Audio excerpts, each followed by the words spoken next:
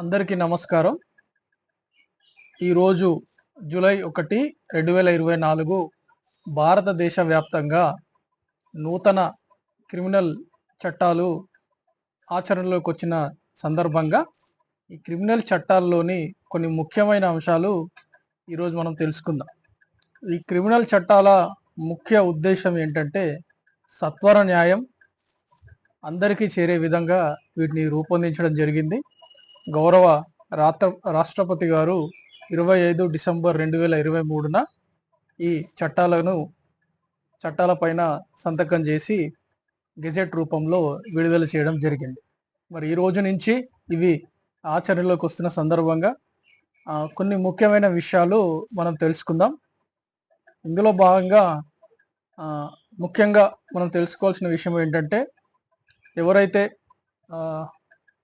FIR నమోదు చేయాలనుకుంటున్నారో ఈ చట్టాల ద్వారా జీరో ఎఫ్ఐఆర్ని తీసుకురావడం జరిగింది.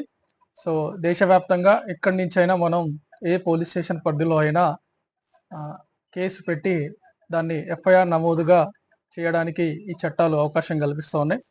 మరి అదేవిధంగా అరెస్ట్ అయిన వ్యక్తి ఏదైనా నేరంలో అరెస్ట్ అయిన వ్యక్తి మరి అతను అరెస్ట్ అయిన విషయాన్ని కుటుంబ సభ్యులకు, స్నేహితులకు, మరి ఇతర బంధువులకు తెలియజేసే అవకాశం ఈ చట్టం ద్వారా కల్పిస్తూ ఉన్నారు. మరి అదేవిధంగా అరెస్ట్ అయిన వ్యక్తి వివరాలను ఖచ్చితంగా ప్రజాక్షేత్రంలో అందుబాటులో ఉంచాలి అనే నిబంధనను కూడా ఈ చట్టం ద్వారా తీసుకురావడం జరిగింది. మరి అదేవిధంగా మహిళలు, అదేవిధంగా చిన్న పిల్లలు జువైనల్ కింద ఏదైతే నేరారోపణలు ఎదుర్కొంటున్న వాళ్ళు అట్టి కేసులను 2 నెలల లోపట ఖచ్చితంగా పరిష్కరించాలనే విధంగా ఈ చట్టాన్ని రూపొందించారు. మరి అదేవిధంగా సుమారు ఒక 6 కేసుల్లో సామాజిక సేవను శిక్షగా చేర్చారు. ఇది ఒక శుభ పరిణామం. సామాజిక సేవ అనేది ప్రతి ఒక్కరూ అలవర్చుకోవాల్సిన విషయాన్ని ఈ చట్టాలు గుర్తు చేస్తూ ఉన్నాయి. మరి అదేవిధంగా సమన్లు జారీ చేసే సందర్భంలో నేరుగా కాకుండా ఆన్లైన్ పద్ధతిలో కూడా సమన్లు జారీ చేసే అవకాశాన్ని ఈ చట్టాలు కల్పిస్తూ ఉన్నాయి.